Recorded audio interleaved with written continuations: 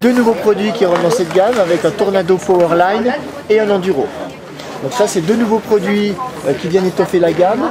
Le Powerline que l'on retrouve sur le Tornado provient de la course. On a encore du reste sur la gamme 2V et 3V, les skis slalom.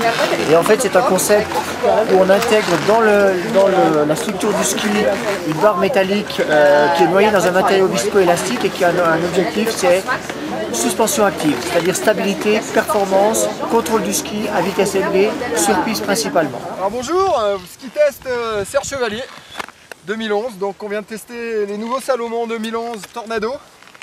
Donc le Tornado TI qui reste inchangé, qu'on retrouve avec la plaque de titane.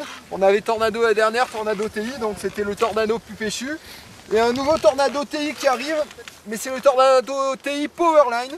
Donc où on a en fait la petite tige en métal en fait qui vient au centre, la tige Powerline qui est issue des skis de course pour garder plus de maintien en spatule et plus d'accroche.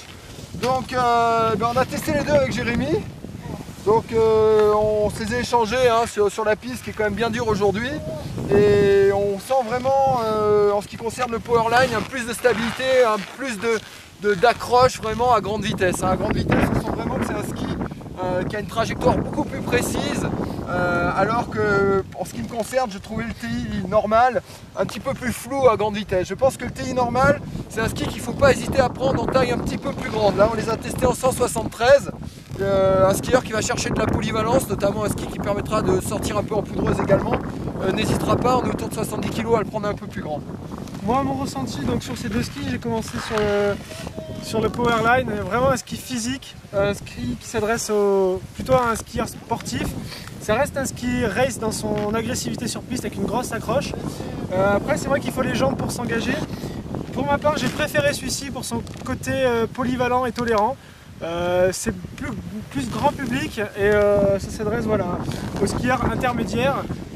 En grande courbe, je l'ai trouvé beaucoup moins stable que le Powerline. C'est sûrement pour ça qu'ils ont mis ce système-là sur le même type de ski. Donc on a deux skis quand même différents, même si en termes de cote, on a les mêmes.